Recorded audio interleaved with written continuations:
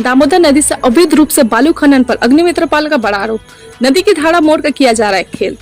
मजिया घाट स्थित दामोदर नदी से वैध घाट पर कथित अवैध रूप से बालू खनन को लेकर सियासत तेज हो गई है। भाजपा विधायक अग्निमित्रपाल ने आरोप लगाया है कि बांकुड़ा जिले में दामोदर नदी से बालू निकालने का ठेका भले ही केके मिनरल कंपनी को मिला हो, लेकिन कंपनी को नदी के बीच बांध बनाकर धारा मोड़ने का कोई अधिकार नहीं है। उन्होंने कहा कि नदी के बीच स्थायी बांध बनाकर बालू निकालना पूरी तरह से अवैध है और इससे नदी का अस्तित्व खतरे में पड़ गया है। उनके अनुसार अवैध खनन के कारण दामोदर में जलस्तर लगातार घट रहा है, जिससे आसपास के इलाकों में पानी का गंभीर संकट पैदा हो रहा है। जानकारी के अनुसार कुछ दिन पहले ईडी द्वारा दुर्गापुर स्थित केके मिनरल्स कंपनी के ऑफिस में छापा मारा था और बालू तस्करी के मामले में ईडी ने किरण खा और चिन्मय मंडल को अरेस्ट किया है। अग्निमित्रपाल ने यह भी दावा किया है कि कालाझरिया क्षेत्र में पानी की पाइपलाइन का पिलर बालू खनन के कारण क्षतिग्रस्त हो गया। साथ ही बललभपुर के मेजिया घाट शमशान घाट का मुद्दा उठाते हुए उन्होंने कहा कि नदी की धारा मोड़े जाने के कारण अंतिम संस्कार के बाद स्थायी नदियां प्रभावित नहीं हो पा रही हैं और गड्ढों में विसर्जित करनी पड़ रही है, जो धार्मिक मान्यताओं के खिलाफ है। उन्होंने प्रशासन और पुलिस पर सवाल उठाते हुए आरोप लगाया कि अवैध खनन पर कार्रवाई क्यों नहीं हो रही है।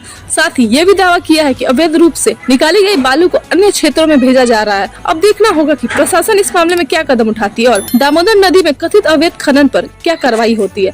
इसके आगे के अपडेट्स के लिए देखते रहिए ब्यूरो रिपोर्ट न्यूज गुरु आसनसोल। মাঝখান থেকে ব্যারিকেড করে এমব্যাঙ্কমেন্ট বানিয়ে বালি তোলা তো এটা অ্যালাউড নয়। কেকে মিনারেলস আমি জানি না উনি টেন্ডার করে পারমিশন পেয়েছেন কি, কিন্তু যদি পারমিশন পেয়েও থাকেন লিগালি, উনি যেভাবে এই কোম্পানি যেভাবে বালি তুলে পাচার করছে, যেভাবে নদীর মাঝখানে বালির ব্যারিকেড করে বাঁকুড়ার দিকে বালি সাপ্লাই করা হচ্ছে, জলটা পুরো ওই দিকে চলে যাচ্ছে। আজকে বল্লভপুরের যে শ্মশান ঘাট রয়েছে, আজকে সনাতনী হিন্দু ধর্মে শ্মশানের পরে কিছু কাজ থাকে যেটা শুধু নদীতেই হয়, জলে হয়। সেই জল নেই ওখানে, সেই সমস্ত জল ওদিকে চলে গেছে। নদী দিক বদলে নিয়েছে। দিক বদলেছে কীভাবে? মানুষ দিক বদলে দিয়েছে। বালি চুরি করে করে নদীর মাঝখানে পাঁচিল বানিয়ে দিয়েছে, বালির পাঁচিল, যেখানে জল আর এই পাশে আসছে না। মোদী সরকার 2026-এ আসবে, তারপরে এই যে বিষয়গুলো, প্রথমত তো জল সাপ্লাই করা, দামোদর থেকে বালি তোলা যাবে না। আমরা বালি, কয়লা, পাথর এগুলো আমরা চুরি করতে দেব না আপনাদের। আপনারা অপেক্ষা করুন।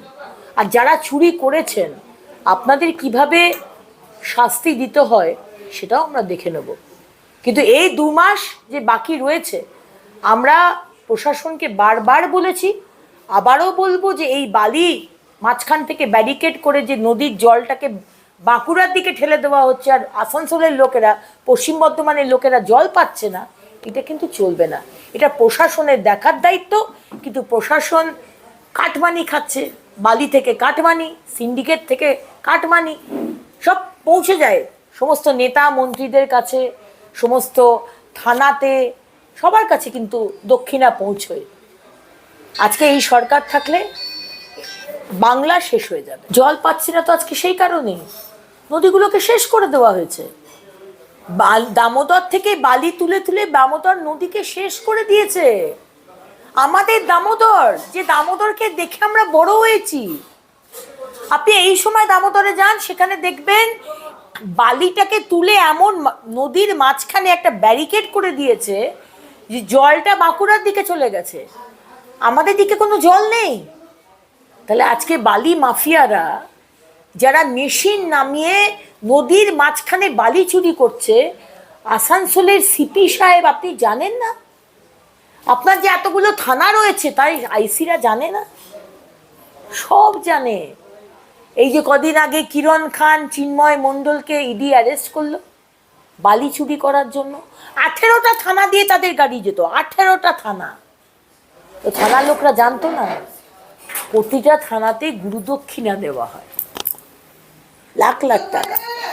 সেই কারণেই অবাধে বালি চুরিও চলছে। কালীঘাটে যাচ্ছে, কালীঘাটে কার কাছে যাচ্ছে সবাই বাংলার মানুষ জানে।